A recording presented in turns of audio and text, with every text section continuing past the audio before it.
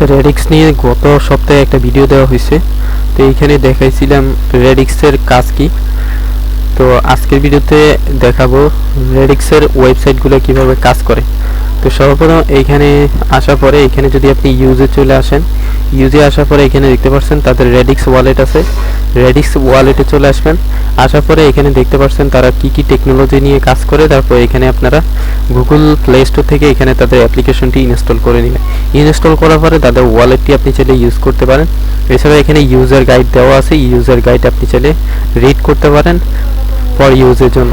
ওকে, তো এখানে যদি আমরা ইউজের মধ্যে চাপ দিই, তারপর এখানে তাদের ড্যাশবোর্ড আছে। এখানে যদি আসি গাম্বেল ক্লাব আছে। তারপরে এখানে রেডিক্স ইকোসিস্টেমে যদি যাই, এখানে তাদের টোটালি একটা ইকোসিস্টেম রয়েছে। এই ইকোসিস্টেমের মধ্যে অনেকগুলো প্রজেক্ট রয়েছে, দেখতে পাচ্ছেন এখানে অনেকগুলো প্রজেক্ট রয়েছে যেগুলো আপনার রেডিক্সের আন্ডারে কাজ করে, এবং প্রত্যেকটা প্রজেক্টের মোটামুটি একটা ডিটেলস দেওয়া হয়েছে।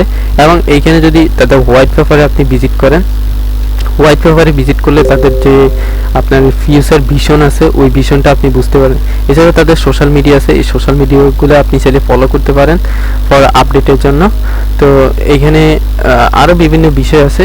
এখানে যদি স্টার্ট বিল্ডিংয়ে ক্লিক করেন, তাহলে এখানে আপনি দেখতে পাচ্ছেন আপনি কিভাবে এখানে একটা ড্যাপ বিল্ডিং করবেন এই বিষয়ে এখানে বিস্তারিত দেওয়া আছে। জাস্ট এখানে কী করবেন, লার্ন অ্যাবাউট, এটার মধ্যে চাপ দিবেন। চাপ দেওয়ার পরে এখানে আপনি চাইলে এই বিষয়ে শিখতে পারেন। এছাড়া এখানে ডেভেলপার প্রোগ্রাম আছে। তারপর এখানে ক্রিপ্টো 1.1 এখানে দেওয়া আছে, how to learn code and encrypto by Radix Academy, এটার মাধ্যমে চাইলে আপনারা ডেভেলপমেন্ট শিখতে পারেন। তারপর এখানে রেজিস্টার ডেট রয়েছে। আপনার প্রজেক্টটা ডেভেলপমেন্ট কমপ্লিট হওয়ার পরে এখানে আপনারা চাইলে ওই প্রজেক্টটা এখানে রেজিস্ট্রেশন করতে পারেন রেডিক্সের মাধ্যমে। এই আর কি বিষয়গুলো। এছাড়া এখানে যদি আপনি বিল্ডের মধ্যে চলে আসেন, বিল্ডে আসলে তাদের এখানে সোশ্যাল মিডিয়াগুলো পেয়ে যাবেন। এছাড়া এখানে টেক ডকুমেন্ট রয়েছে, এই ডকুমেন্টগুলো পড়লে আপনার যে প্রোডাক্টগুলো ওই প্রোডাক্টগুলো বিল্ড করতে ভালো হবে। এই আর কি, তো দেখে নেবেন এই বিষয়গুলো। Thank you.